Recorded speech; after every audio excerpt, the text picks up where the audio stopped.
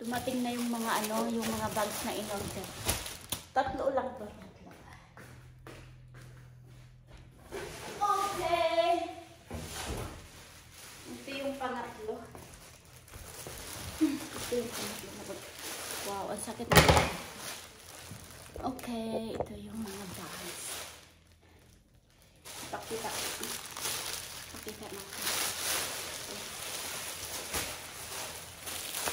Ito yung in-order ko na mga.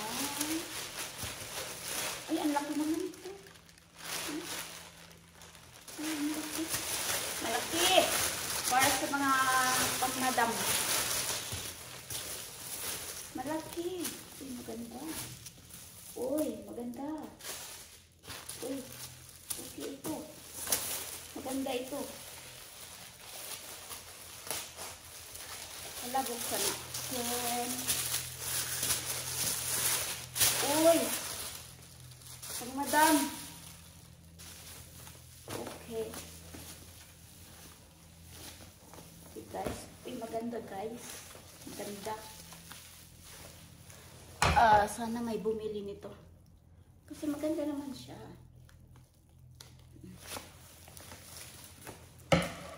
Uy!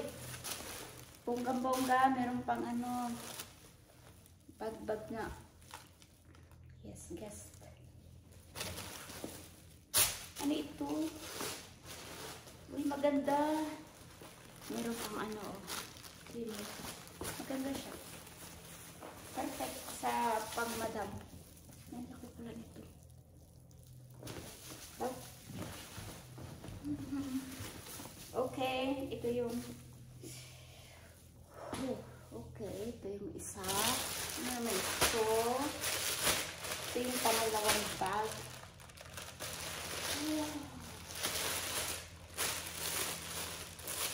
Buksan natin.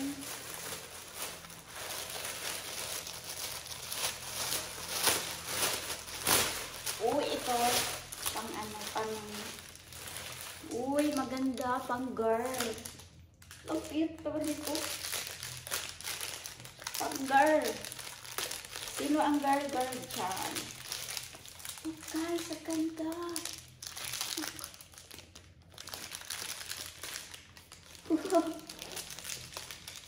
Uy, malagyan mo ito. Cellphone, wallet, lipstick, whatever pang maliliit na mga burol. Look, ang ganda. Sino gusto bumili nito?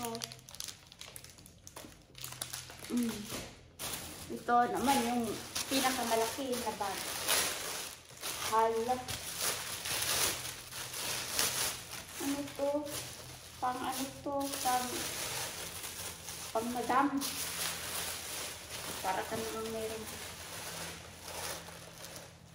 Ito Sino gusto nito bumili? Sige, mabili kayo. Mura lang po. Murang-mura. Pero original area.